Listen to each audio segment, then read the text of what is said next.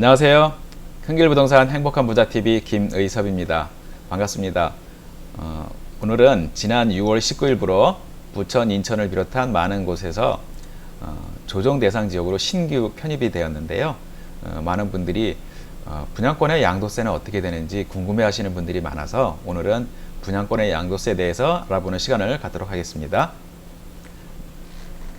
우선 분양권과 비슷한 것이 입주권이 있는데요.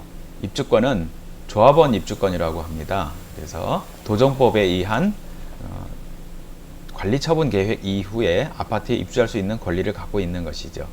일반 분양권과 차이점은 조합원 입주권은 종전주택이 있습니다. 그래서 종전주택이 건물은 없지만 종전주택의 지분이 있기 때문에 취득을 할 경우에 조합원 입주권을 취득하면 토지에 해당하는 4.6%의 취득세를 부담합니다.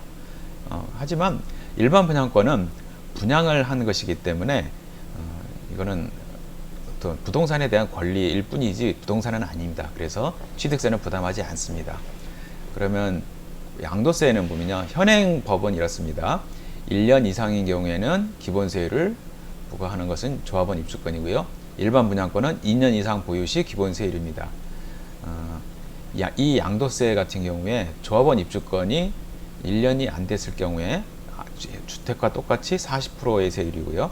일반 분양권은 1년 미만은 50%, 2년 미만은 40%, 2년 이상일 때에는 기본세율로 적용하게 됩니다. 기본세율은 그 아래에 나와 있다시피 6%에서 42% 차등 적용해서 하고 있고요. 그런데 2021년 내년부터는 타 부동산과 동일하게 됩니다. 조합원 입주권이라고 하더라도 1년 이상 기본세율이 아니고 2년 이상 보유했을 때만 기본세율이 됩니다. 내년에 주택에 대한 양도세 세율도 바뀌죠. 그것과 똑같이 조합원 입주권도 부담하게 됩니다. 자, 그런데 우리가 조정 대상 지역이 지정이 되면은 양도세 중과 문제가 생깁니다. 조정 대상이 지정된과 동시에 일반 분양권은 양도세가 50%로 중과됩니다. 아까 1년 이상하고 2년 미만은 40%고 2년 이상은 기본세율이라고 했는데요. 이것이 보유기간에 상관없이 50% 중과하게 됩니다. 그러면 조합원 입주권은 어떻게 되냐면 조합원 입주권은 중과는 되지 않습니다. 그래서 현재와 똑같은 세율이 적용되는데요. 다른 주택하고 합쳐서 중과가 됩니다. 예를 들어서 기존 주택 한 채와 조합원 입주권이 있다면 이 사람은 1세대 2주택이 됩니다. 조정 대상 지역의 경우에는 양도세의 중과 규정이 있기 때문에 그거는 뒤에서 설명을 드릴 거고요. 하지만 반면에 일반 분양권은 주택으로 보지 않습니다. 그래서 주택 한 채와 일반 분양권이 있을 경우에는 주택 한 채만 있는 경우가 됩니다. 그런데 이것도 또 바뀝니다.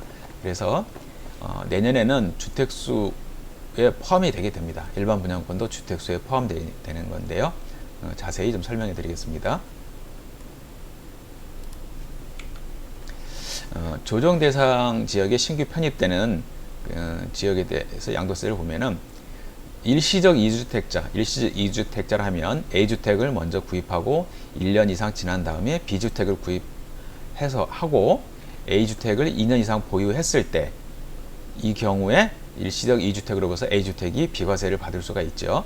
그런데 이것이 조정 대상 지역에 편입이 되면은 아까 먼저 구입했던 A주택은 1년 이내 A주택을 팔고 나서 B주택을 구입을 했을 경우에 1년 이내에 B주택에 전입을 하고 그 다음에 A주택은 1년 이내에 양도를 해야 됩니다. 조정 대상 지역에 편입되기 이전에는 이런 B주택에 전입을 할 필요는 없었죠. 그리고 A주택은 3년 이내에 B주택을 구입한 이후에 3년 이내에 양도하면 되는데 이것이 1년 이내에 B주택이 전입하고 A주택은 1년 이내에 양도해야 되는 것으로 바뀌게 되었습니다.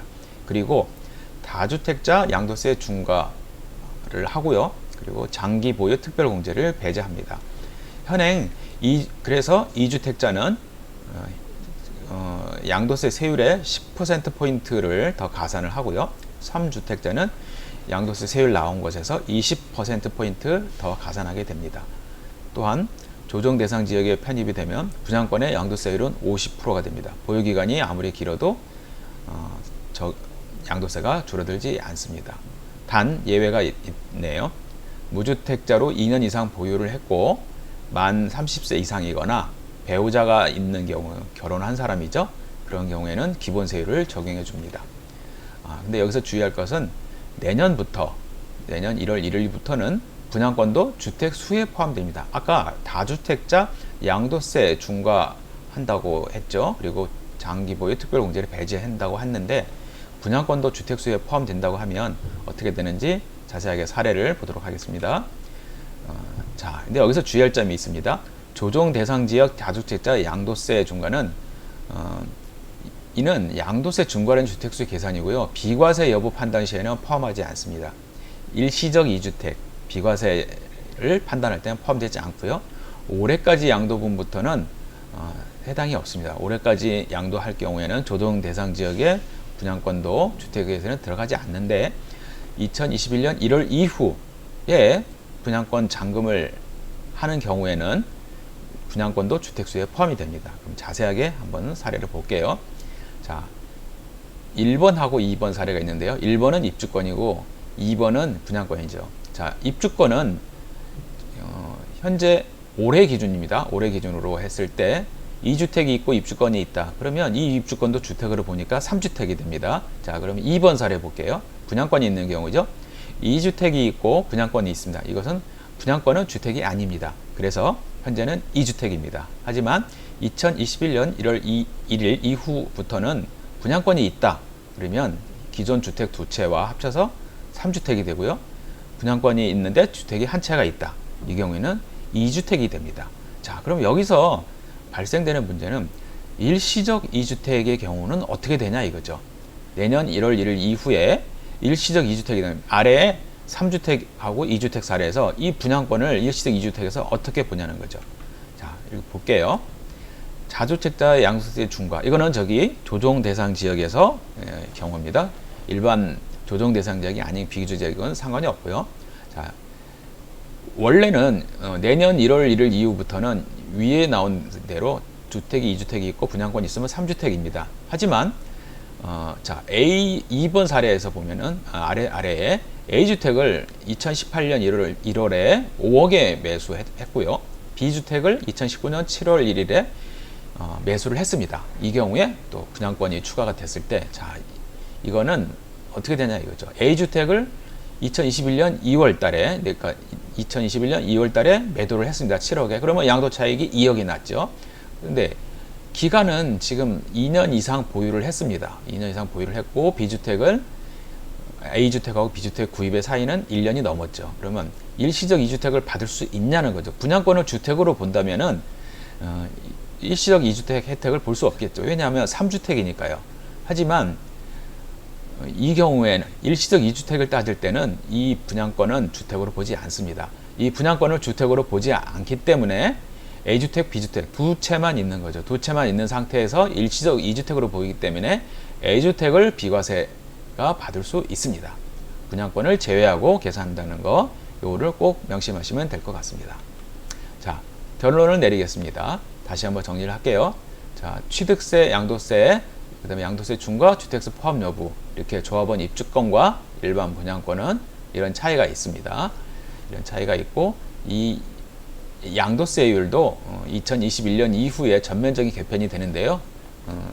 보시면은 현행은 1년 미만이 부동산의 경우 40%, 1년 이상이 기본세율인데 내년부터는 1년 미만 50%, 1년에서 2년 미만 40%, 2년 이상 기본세율로 바뀌게 됩니다. 그리고 조정 대상 지역의 분양권은 50%입니다. 그리고 미등기 부동산은 70%고요. 자, 여러분, 분양권에 대해서는 이렇게 깔끔하게 정리하면은 여러분이 조정 대상 지역이 지정됐을 경우에 분양권이 어떻게 되는지에 대해서는 잘 아셨을 거라고 생각합니다. 자, 부동산에 관한 모든 것들은 전문가한테 의뢰하고 전문가의 친절한 상담을 받으시기 바랍니다. 네, 감사합니다.